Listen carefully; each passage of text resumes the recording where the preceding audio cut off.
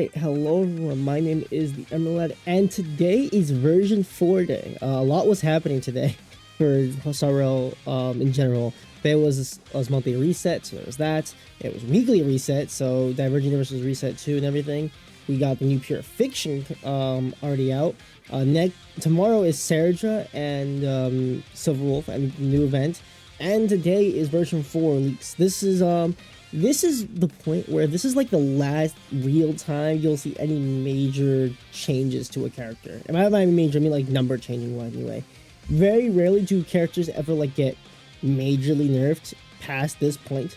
So if anything's gonna happen, it's gonna happen. Same with buffs. Usually buffs are reserved for like last minute changes where it's like, oh, we absolutely have to do this now. If we don't, we are so unbelievably cooked. So that's right here. So this is the last time we will probably be seeing anything major for these characters. But the size of this update was pretty small. I think it was about 200 megabytes. About. So I don't expect anything like absolutely game breaking. I think because if I look back, I'll have to look back at what version 3 was. But I think version 3 was fairly small in comparison. I gotta check again. I don't know if anyone gave a size estimate for it, but I'll have to look. Let me see if I can find it real quick. We're just waiting for the hotfix to go through, so that's what we're waiting on right now. From outside of that, there's nothing else that's like major, like crazy. Yeah, no one's given us version 3 size details, I think, unless Seal Leaks has done that, but I doubt it. No, I don't think so. No, it doesn't seem like it. But this is the last time you'll see any major changes. Alright, change should be up now, so let's quickly just reload the page. Yep. Alright, so again, this is the last time we'll ever see any major changes. So a lot on Evernight. That's a bit concerning, isn't it? Okay.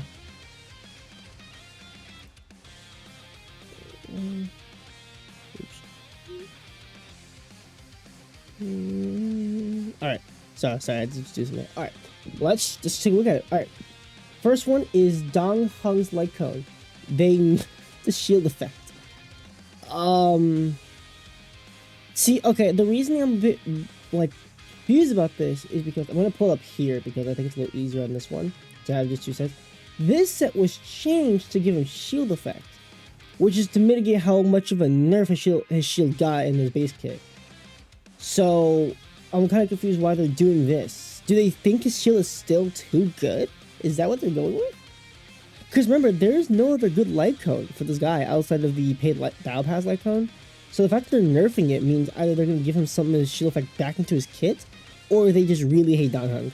I don't know. Okay, that's a weird change, but sure, I guess. Evernight. Let's see. They removed the hidden stat. Interesting. Next turn with a hidden stat of 4. I'm not too sure what this means off the top of my head, so we'll go with that. They swapped these positions. Wow. Was that necessary of a change, guys? Alright.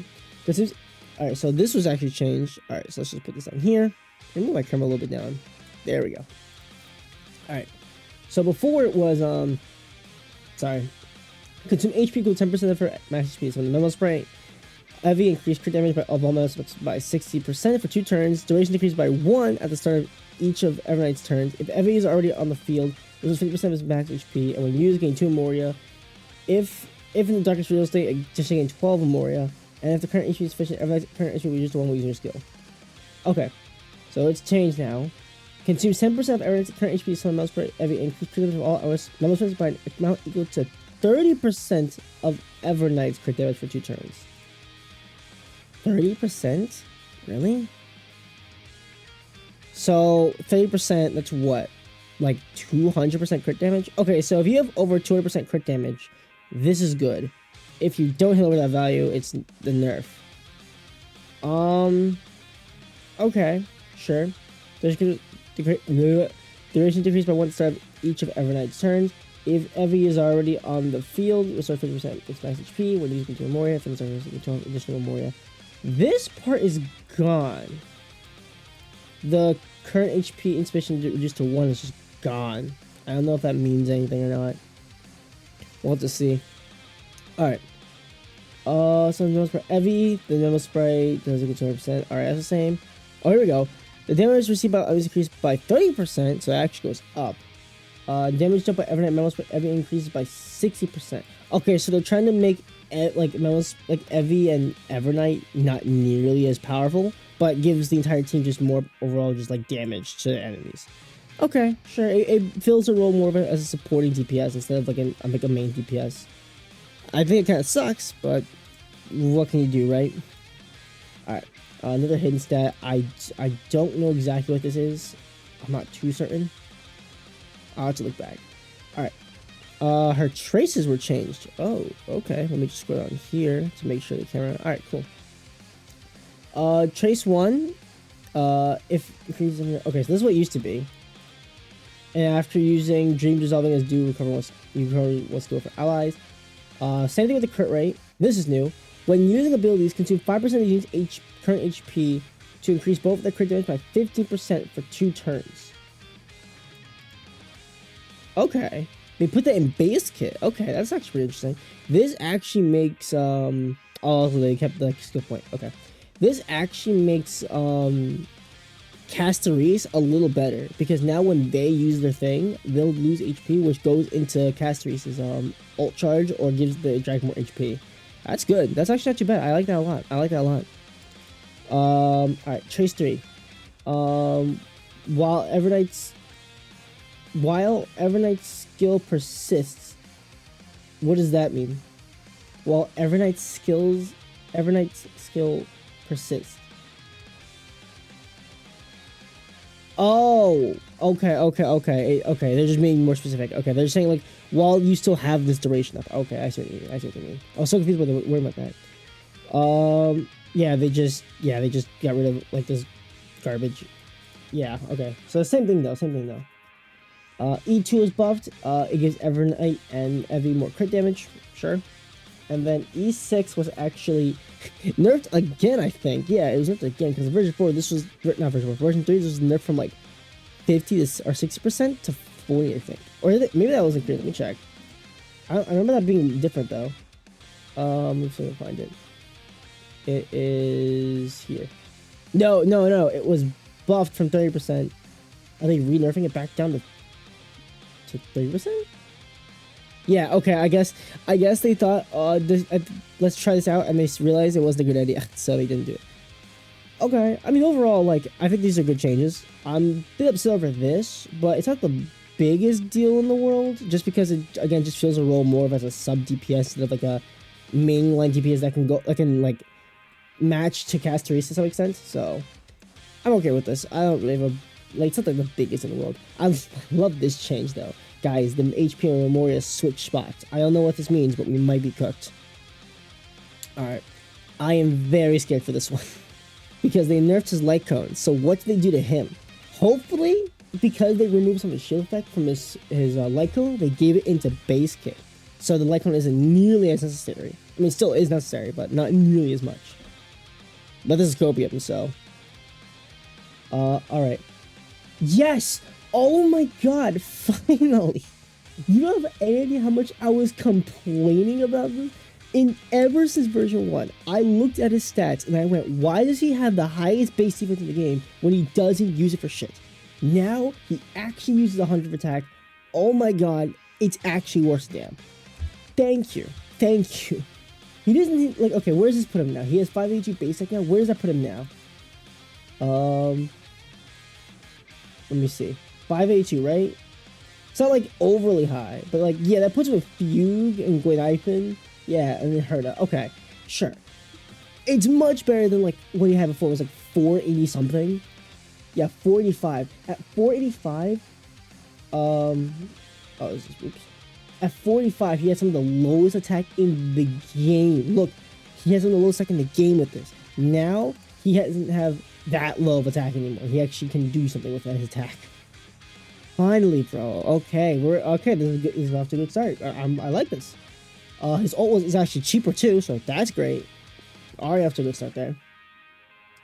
Alright. So let's see. Deal physical damage equal 3% of Dan Heng's attack to enemies. So that's the They gave him more of a shield that can ult. Okay. This is why Light Cone was slightly nerfed, to make up for this and this. Okay. Alright. Alright. This is good. This is good. I do hate that the dragon still is just kind of trash, right? The dragon's still not that great anymore because it's not considered as the you know, the thing, but sure. Alright. Let's see. What else they changed? Talents. Oh, the talent. I think the talent no longer gives energy. Because if I pull up Dan Heng, let me do this real quick. Because his talent, I believe, gave him energy, right? I think it did. If it's the I think the dragon, when it took its turn, it gave him energy. It doesn't do that anymore. I mean, okay, that's kind of a loss, but sure. I mean, like, could be worse, right? Could be worse. It could be worse, I think. It's to make up the fact that, you know, he's 5 energy less, so you don't need this as much. I think that is still a bit of a loss, because unless you're doing the enhanced one, it's not going to be nearly as good, but hey. I don't know if it'll be that big a difference. They dishes HP for speed. Okay, that's a good start. I like that. I still think this defense is hella useless, but I'll take speed over HP. Yeah, sure. And they changed his traits too. At start combat, DH PT's action defense by 40%, and then he gets 1 extra energy. I mean, okay, yeah. I mean, I can't complain about extra energy, right? Can't complain. They switched into the ult is cheaper. I mean, again, you did lose 5 energy from talent proccing, but whatever, right? Okay, yeah, this is good. This is good. I like this. This is great. The fact that he finally can get rid of some of his defense for his attack is sublime. I love it. It's great. Perfect. The ult being cheaper is good. Him getting more shield on this ult is good, right? Like, this is a great, like, because remember, version 3 absolutely killed the character, right? Like, because this is supposed to be a free character, right? So they don't want him to be, like, overly powerful, because if he is, what the hell are we gonna do, right? But yeah, I think this is a good start. I think this is a really good start to making him like he's still viable as a free character. Just I still miss version 2. I miss version 2. Version 2 was fun. But yeah, I think my only real complaint is just I really wish some of this defense was moved somewhere else. Not all of it, but like maybe move some of the defense to speed or move some defense to attack. But I don't think they're gonna do that, so what are you gonna do? Okay, yeah, no real complaints about this. I am pretty surprised they nerfed this, but seeing as they're doing this, yeah, I guess it makes sense. Okay, yeah, this is good. These are good changes. Getting 100 base attack matters because this now gives him much more attack from the light cone. And now his shield's now better because since it makes up for the fact that it has such awful multipliers outside of the ultimate now, which is okay-ish, right? It's good. I think they did good changes. I don't think it's where I want him to be. I think if they want to do one more thing, I say move a little more defense to attack. Not by much, but just a little bit more. Maybe like to around the 600 level, and then he'd be like, perfect. If they have to nerf this, that's fine. Just I want him to have a bit more stuff in his base kit because without light cone, your options are very limited. But yeah, I like the change so far. I hope they do more with Dan Heng. I think Everknight's in a good spot right now. I think she needs one more buff, but I think she's pretty good where she is. At least that's what I think. From the videos I've seen on her, I think she looks pretty good. But hey, we'll see what they do. So yeah, I genuinely was expecting nothing. I was expecting like, oh man, boring batch for version 4. But no, these are good changes. I'm genuinely surprised. Alright, so yeah, remember, this is like the last major change you'll see, unless they have to do like something emergency, like they did with Rapper or Jiao Cho. But if this is their base, if this is what we have going in, I think it's alright. I am a bit butthurt about Dan Heng being nowhere near as good as version 2, but I mean, maybe it may just be a personal thing. I don't know. Alright, that'll be it for this video. I hope you enjoyed. Let me know in the comments down below what you think of these changes. If you liked it, if you don't like them, what you want changed, buffed, nerfed, all etc. Make sure to leave a like down below. If you enjoy the content, subscribe. If you don't enjoy it, don't. And yeah, I will see you all in the next one. Peace out.